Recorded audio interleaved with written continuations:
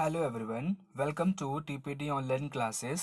Civics में हमने second chapter start किया हुआ है, role of government in health. इस चैप्टर में हमको टोटल 4 टॉपिक्स कवर करने थे, जिसमें से फर्स्ट 3 टॉपिक्स हमने अच्छे से समझ लिया हुआ है। Last topic health care and equality को आज स्टार्ट करेंगे, समझने की कोशिश करेंगे कि हेल्थ केयर के सेक्टर में क्या इंडिया में सच में इक्वलिटी है, और नहीं है तो क्यों नहीं, उसके पीछे रीजंस क्या हैं, और क्या इसके सॉल्यूशंस हो सकते हैं कि हेल्थ केयर की फैसिलिटी सभी को प्रोवाइड कराई जाए। टॉपिक स्टार्ट करने से पहले थोड़ा सा हम कुछ स्टैटिस्टिक्स दे देते हैं। जैसे इंडिया में एक डेटा है कि इंडिया में 70% जो आबादी है ना, रूरल एरिया में रहती है, और इसमें से भी नियर अबाउट 80 to 85% लोग ऐसे होते हैं जिनका इनकम जो है ना बहुत कम होता है। एक एवरेज इनकम किसी भी इंडिविजुअल पर्सनालिटी को जिंदा रहने के लिए, सर्वाइवल करने के लिए जितना होना चाहिए, उससे बहुत कम होता है। जैसे जो डेली वेजेस पे काम करने वाले लेबर्स होते हैं, लैंडलेस फार्मर्स हो गए, वेंडर्स हो गए, छोटे मोटे दुकान चलाने वाले हो गए, रिक्शा चालक हो गए, ऑटो चलाने वाले लोग हो गए, या फिर शहरों में जाएंगे तो आपको जो मलिन बस्तियों में लोग रहते हैं ये हो गए, या फिर वुमेन्स हो गई, छोटे छोटे बच्चे हो गए, बॉन्डेड लेबर्स हो गए। ऐसे ढेर सारे लोग हैं जिनके पास में उनकी इनकम बहुत ज़्यादा क्या होती है, कम होती है। उनके पास में इतने पैसे नहीं होते हैं कि अगर उनके फैमिली के अंदर में किसी को अगर सिकनेस हो जाए तो किसी अच्छे से प्राइवेट हॉस्पिटल में वो इलाज करवा सके। एक और सेक्शन है सोसाइटी के अंदर में जो बहुत ही ज़्यादा वल्नरेबल है इन सारी चीज़ों को लेकर के, वो है ट्राइबल्स। कौन है? ट्राइबल्स। आप मध्य प्रदेश, अंडमान निकोबार या फिर नॉर्थ ईस्ट इंडिया के जंगलों में जाएंगे तो वहाँ पे बहुत सारे ट्राइबल्स कम्युनिटी रहती है। ट्राइबल्स कम्युनिटी भी वल्नरेबल इसलिए हैं क्योंकि वो एक तो जंगल के अंदर में रहती हैं, तो डिजीजेस फैलने के चांसेस बहुत ज़्यादा होते हैं, और वो जो मेन स्ट्रीम में सोसाइटी रहती है उनसे वो थोड़ा सा डरते हैं, उनसे इंटरेक्ट नहीं कर पाते हैं। तो ये भी चैलेंजिंग टास्क होता है कि वो भी हमारे इंडिया के एक सिटीजन है, उनको भी हेल्थ केयर की फैसिलिटी एक्सेस होनी चाहिए, बट हम ऐसा करने में अनेबल थोड़े से हो पाते हैं। तो यहाँ पे एक इशू उठ जाता है इक्वालिटी का। क्या इंडियन गवर्नमेंट ऐसे लोगों को इक्वालिटी या ए सेम स्ट्रीम में लाने के लिए कुछ प्रयत्न नहीं कर रही है, कुछ स्टेप्स नहीं उठा पा रही है? ऐसे क्या क्या इशूज हैं? जैसे इंडिया में एक डेटा है कि जितने भी प्राइवेट हेल्थ सेंटर्स आपको देखने को मिलते हैं, इनकी संख्या बहुत ज़्यादा बढ़ती जा रही है। Day by day private hospitals की संख्या बढ़ रही है, और जो पब्लिक हॉस्पिटल्स होने चाहिए इनकी संख्या जो है जितनी थी उतनी है, लेकिन एक तरीके से कहें इनकी संख्या बढ़ नहीं रही है, कांस्टेंट हो चुकी है, लेकिन प्राइवेट हॉस्पिटल्स की संख्या बढ़ने लगी है। अब प्राइवेट हॉस्पिटल्स में इनकी क्या खास बात होती है कि यहाँ हमको सर्विसेज अच्छी मिलती है, पैसे ज़्यादा लगते हैं, सर्विसेज हमें मिलती हैं। जैसे कि अगर किसी को सपोज करिए कोविड हो गया, तो अगर वो गवर्नमेंट हॉस्पिटल्स में जाए आपके वहाँ, हो सकता है वहाँ वेंटिलेटर ना हो, आईसीयू का फैसिलिटी ना हो। आईसीयू की फैसिलिटी वो कहाँ मिलेगी? एक प्राइवेट हॉस्पिटल में मिलेगी, जो आपको एक अच्छा सा वेंटिलेटर भी प्रोवाइड करा सकते हैं, अच्छा सा आईसीयू प्रोवाइड करा सकते हैं। लेकिन उस प्राइवेट हॉस्पिटल में जाने के लिए आपको एक्स्ट्रा पे करना पड़ेगा, बहुत ज़्यादा पे करना पड़ेगा, एक भारी भरकम पैसा लगेगा वहाँ पे। ये कहाँ नहीं मिल पाएगी आपको फैसिलिटी? गवर्नमेंट हॉस्पिटल्स में बहुत कम हद तक चांस होती है कि आपको मिलेगी। अब सोचिए, जिन जिन सोसाइटी में रहने वाले सेक्शंस का हमने नाम लिया, जो पुअर सेक्शंस है, जो मार्जिनाइज सेक्शंस हैं, क्या इन हॉस्पिटल्स में जा करके अपना अच्छे से ट्रीटमेंट करा सकते हैं? अगर ट्रीटमेंट करा भी पाएंगे तो क्या इन चीज़ों को अफोर्ड कर सकते हैं? अफोर्ड का मतलब कि वो क्या है, पैसे दे सकते हैं, उनके पास में इतना सामर्थ्य है?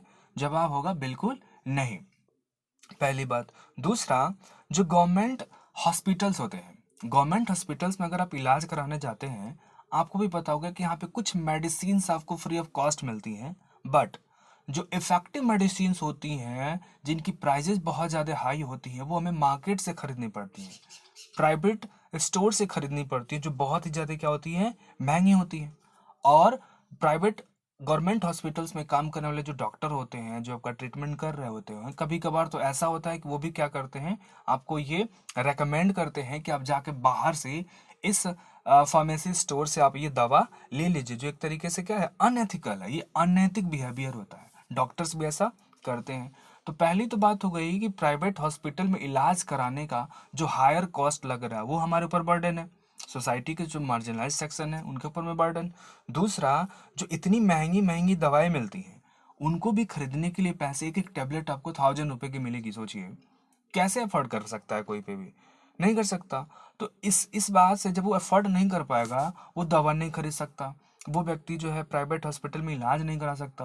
प्राइवेट हॉस्पिटल में वो मजबूरीवश जा रहा है, ऐसे इसलिए जा पा रहा है क्योंकि ऐसी फैसिलिटी जो है हमें पब्लिक हॉस्पिटल्स में नहीं मिल पा रही है।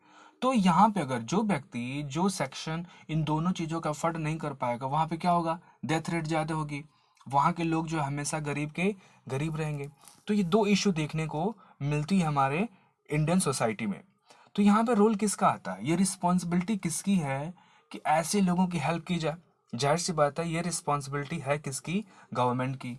गवर्नमेंट को क्या करना चाहिए, गवर्नमेंट को क्वालिटी हेल्थ केयर की सर्विसेज प्रोवाइड करानी चाहिए। किसको, ऑल सिटीजन्स को, ऑल इट्स सिटीजन्स को, सारे लोगों को क्या करना चाहिए, एक क्वालिटी हेल्थ सर्विस प्रोवाइड करानी चाहिए।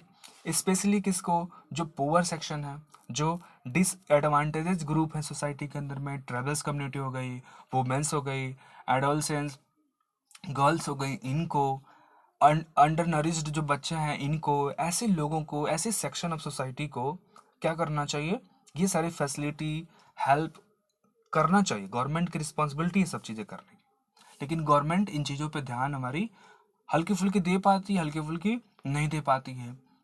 केरला की गवर्नमेंट ने 1996 में एक काम किया। क्या काम किया कि उन्होंने बहुत सारे स्टेट्स के अंदर में चेंजेस किए।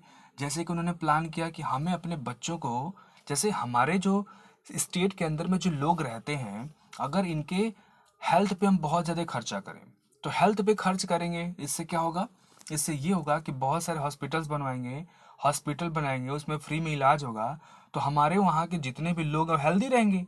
जब हेल्दी रहेंगे तो आने वाले 5 साल 10 सालों के बाद में वो क्या होंगे, बहुत ज़्यादा प्रोडक्टिव होंगे। और जब बहुत ज़्यादा प्रोडक्टिव होंगे तो यही आगे बढ़ के क्या करेंगे, हमारी कंट्री के जीडीपी में बहुत ज़्यादा कंट्रीब्यूट कर पाएंगे। ऐसा किसने सोचा, केरला की गवर्नमेंट ने। उन्होंने अच्छे अच्छे क्या किए, हॉस्पिटल्स बनवाए, हॉस्पिटल में सस्ती सस्ती दवाएं रखें जो अफोर्डेबल थी, सोसाइटी में जो रहने वाले गरीब लोग थे वो भी खरीद सकते थे। फ्री में इलाज कराने वाली बहुत सारी स्कीम्स लॉन्च की। इसके अलावा जो गरीबों के बच्चे थे उनके पढ़ने के लिए ढेर सारे स्कूल्स खोले इन्होंने, एजुकेशन प्रोवाइड करी। तो उन्होंने क्या किया, लोगों के ऊपर में खर्चा किया बहुत ज़्यादा पैसा हेल्थ सेक्टर में, और दूसरा उनकी एजुकेशन पे। इसीलिए अब आज आप केरला में जाएंगे तो बहुत अच्छी वहाँ पे हेल्थ फैसिलिटी आपको देखने को मिलती है, और वहाँ पे लिटरेसी रेट भी बहुत ज़्यादा आपको देखने को मिलती है। केरला में लोग, पढ़े लिखे लोग ज़्यादा मिलते हैं। जब पढ़े लिखे लोग किसी भी सोसाइटी में रहेंगे, हेल्दी रहेंगे, वो प्रोडक्टिव रहेंगे, तो किसी भी स्टेट की, किसी भी फैमिली के ग्रोथ में उनका बहुत बड़ा रोल होगा। तो हमारी इंडियन गवर्नमेंट को या फिर हमारी स्टेट गवर्नमेंट को केरला से कुछ ना कुछ सीखना चाहिए। अगर आप होम स्टेट यूपी में रहते हैं या बिहार में रहते हैं, तो आप अपने वहाँ जब चेक करेंगे, यूपी की आबादी ऑल ओवर इंडिया में बहुत ज़्यादा है, बिहार भी आबादी के मामले में सेकंड नंबर में आते हैं पॉपुलेशन वाइज।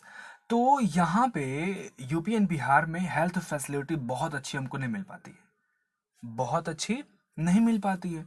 इसमें डिफ़ॉल्ट है किसका, गवर्नमेंट का है।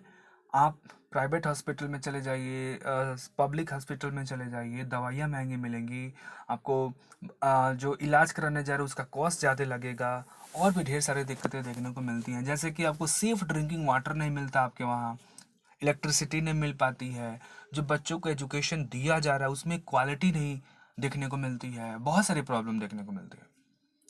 ठीक है, ये सारी प्रॉब्लम्स एक साथ मिल करके जब अटैक करती हैं, तो क्या होता है कि एक इंसान को जो कैपिटल में चेंज करना होता है ना, कि एक इंसान को, एक ह्यूमन बीइंग है, उसके ऊपर में जब हम इन्वेस्टमेंट कर रहे हैं हेल्थ पे, एजुकेशन पे, तो वो आगे चल के कैपिटल में चेंज होता है, जिसे बोलते हैं क्या, ह्यूमन कैपिटल। तो अगर गवर्नमेंट ऐसा नहीं करे ना, तो हेल्थ पे बहुत ज़्यादा एक्सपेंडिचर कर पा रही है, ना ही उनके एजुकेशन पे एक्सपेंडिचर कर पा रही है, तो ये जो लोग हैं स्टेट के अंदर में, कल को चल के क्या होंगे, कभी एसेट बन पाएंगे क्या, बिल्कुल नहीं, ये लाइबिलिटी रहेंगे, और कभी भी कैपिटल फॉर्मेशन ज़्यादा हद तक नहीं कर पाएंगे। एक कंट्री है जिसका नाम है कोस्टा रिका। क्या नाम है, कोस्टा रिका।